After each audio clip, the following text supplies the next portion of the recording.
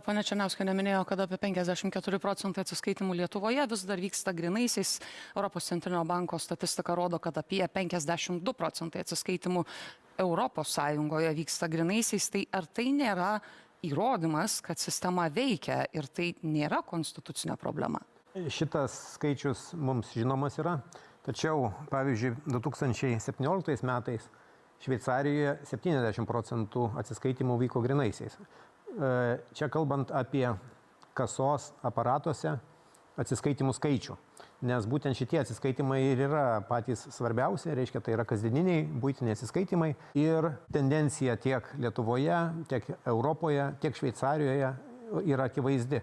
Šitų atsiskaitimų skaičius mažėja, reiškia, grynieji po truputį yra išstumiami ir jeigu jie yra išstumiami, tai atsitiks toks dalykas, kad verslai, kurie labai gerai moka skaičiuoti sąnaudas, matys, kad šitą atsiskaitimas grynaisiais yra, jo dalis mažėja, o aptarnavimas išlieka arba tas pats, arba darosi nepatogus ir jie tiesiog pradės atsisakyti šitų dalykų.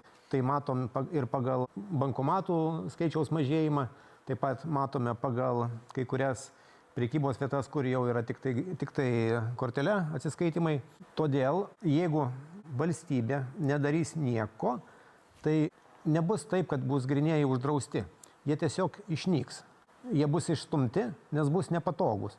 Tačiau turime apginti ne vien teisės tų, kurie yra dauguma, kurie atsiskaito kortelę ir jiems yra patogu, bet turim apginti teises teisinėje valstybėje ir tų, kurie negali atsiskaityti kortelę arba nenori. Ir teisinė valstybė yra tada, kai jinai gina visus.